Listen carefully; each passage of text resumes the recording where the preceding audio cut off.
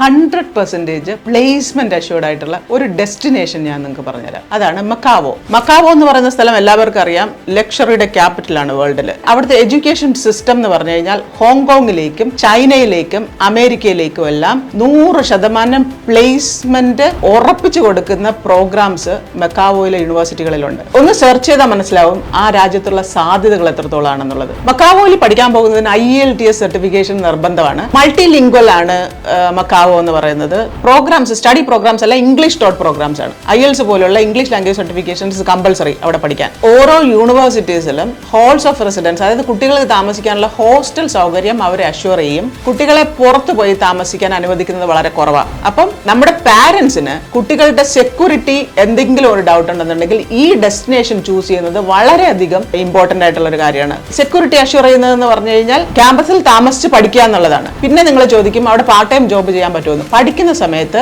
ക്യാമ്പസിന്റെ വെളിയിൽ part time job ചെയ്യാൻ Macao എന്ന് പറയുന്ന രാജ്യത്തിൽ കുട്ടികളെ അനുവദിക്കത്തില്ല. അതിന് പകരം അവർ ചെയ്യുന്നതെന്ന് പറഞ്ഞാൽ ക്യാമ്പസിനകത്ത് സെക്യൂരിറ്റി ജോബ്, ലൈബ്രറിയൻ, ഇങ്ങനെയുള്ള ജോലികൾ കുട്ടികൾക്ക് കൊടുക്കുകയും അതിന് നല്ല ശമ്പളം ഒരു ഓഫറായിട്ട് കൊടുക്കുകയും ചെയ്യുന്നുണ്ട്. അത് വലിയൊരു സാധ്യതയാണ്. എവ്രി ഇയർ 4-5 പ്രാവശ്യം ഹോങ്കോങ്, ചൈന ഇതുപോലുള്ള രാജ്യങ്ങളിൽ നിന്ന് കമ്പനികൾ നേരിട്ട് വന്ന് കുട്ടികളെ റിക്രൂട്ട് ചെയ്യും. ഇവർ പഠിച്ചു കഴിഞ്ഞാൽ ഡയറക്റ്റ് ആയിട്ട് ഇവർക്ക് അവിടെ ജോലി കിട്ടുകയും ചെയ്യുന്നു. $3,000-5,000 പ്രതിമാസം ശമ്പളത്തിൽ നമ്മുടെ കുട്ടികൾക്ക് അവിടെ ജോലി ചെയ്യാൻ പറ്റും എന്നുള്ളതാണ്. Safety, job assurance, PR options, ഉയർന്ന ജീവിത നിലവാരം, ഇതെല്ലാം ആണ് പാരന്റ്സും കുട്ടികളും നോക്കുന്നതെങ്കിൽ മക്കാവോ ഈസി ആയിട്ട് നിങ്ങൾക്ക് ചൂസ് ചെയ്യാൻ പറ്റും.